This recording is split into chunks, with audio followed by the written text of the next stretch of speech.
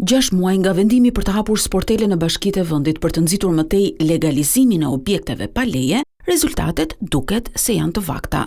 Ekspertët për çështje vendore janë të mendimit se hapja e sporteleve ishte një nisëm pozitive, por efektiviteti i tyre shoqërohet me skepticizëm, pasi dosjet e mbetura pezull tashmë janë në kadastër. Nga të thënat që unë kam nga bashkit, po dhe nga burimet të tjera, më rezulto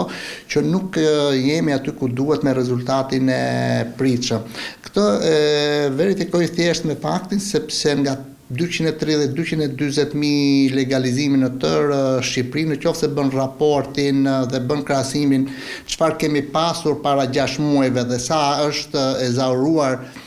lista e objekteve të legalizuar, më rezulton që kemi një shifër krejt të papërfillshme në nivel kombëtar, pra në të 61 bashkitë numri i legalizimeve nuk është ulur në raport me atë që pritej. Sipas Haxhimalit, rreth 240.000 objekte që janë në proces legalizimi janë procedura komplekse me mangësi dokumentacioni dhe me paqartësi në titujt e pronësisë. Periudha prej 6 muaj nga momenti që u miratu vendimi i Këshillit të Ministrave është krejtësisht e mjaftueshëm për të skrinuar dhe për të nxjerrë në pa cilat ishin këto probleme që ju me drejt i pyetni, sepse vetëm duke evidentuar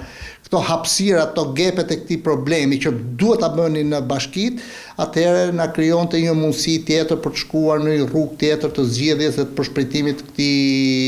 këtij problemi. Sipas ligjit, në vitin 2028, procesi legalizimit të objekteve pa leje duhet të mbyllet. Por sipas të gjitha gjasave dhe ecurisë deri tanishme, ekspertët e fushës e shohin të pamundur realizimin e këtij objektivi.